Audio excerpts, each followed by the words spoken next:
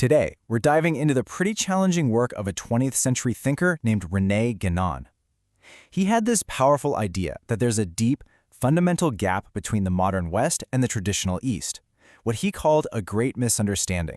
That's all about how we think. And this really gets to the heart of the question Guenon wants us to wrestle with. It's not about geography, not at all. It's about the very intellectual tools we use to make sense of the world. Is it even possible to have a genuine understanding when two mindsets are just worlds apart? And right out of the gate, Guenon just drops this bombshell. He's not pulling any punches here. He basically says the problem of misunderstanding isn't some kind of two-way street. For him, the failure is almost entirely on the West side, rooted in what he saw as a uniquely modern inability to grasp traditional ways of knowing. So let's start breaking down this wall. Guénon's first real target was the whole academic field of Western experts on the East, the scholars that were called Orientalists. And in his view, their entire project was, to put it mildly, a spectacular failure. This is where he draws a huge line in the sand. He wasn't saying these Western scholars didn't know a lot of facts. They could write massive books, filled with details. But he called this mere erudition. It was like knowing every single ingredient in a recipe down to the gram, but having absolutely no idea what the finished dish is supposed to taste like. It's knowledge without any real comprehension. So you have to ask, why did he think this was happening? Well, Guenon believed that the West's entire intellectual toolkit was just fundamentally broken for this specific task. Let's look at the actual problems he pointed out. Okay, so he zeroes in on a few key things. First, he said Western academics made collecting facts the goal, not a means to an end. Second, they were obsessed with this historical method, always asking when something happened, which to him was totally irrelevant when you're talking about timeless truths. Then, they couldn't help but project their own modern biases onto ancient texts. And maybe the worst part? They studied these vibrant, living Eastern traditions as if they were digging up fossils from ancient Rome, like they were already dead and in a museum. And this is a perfect example of the problem, right down to the level of language.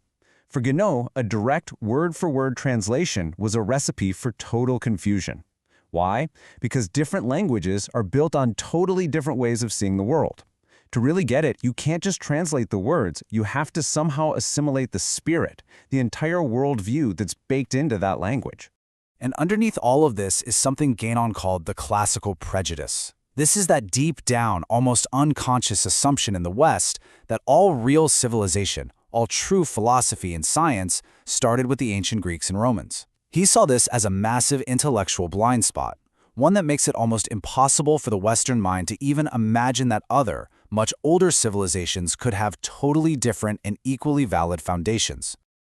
Now we're getting to the absolute core of his critique. For Guenon, the East and the modern West aren't just a little different. He says they operate with fundamentally opposing mental frameworks. It's like they're running on completely different software.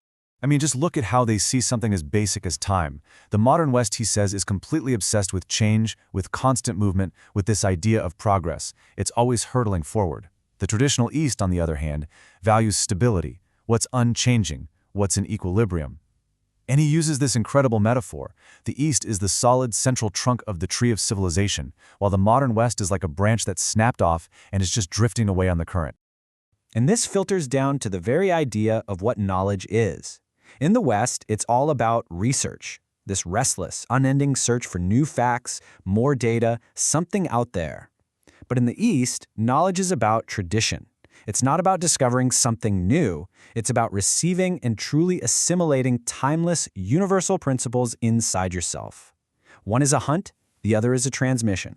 Naturally, this leads to a focus on completely different layers of reality. The modern West, with its scientific mindset, prioritizes what's physical, what you can see and measure. It's often indifferent or even hostile to metaphysics. The traditional Eastern view is basically the reverse.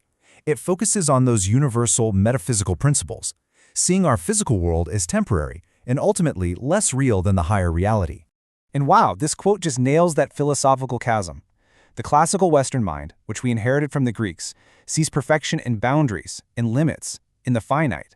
To be perfect is to be complete and defined. But for the Eastern mind, true perfection is the exact opposite. It is limitless, it is boundless, it is infinite.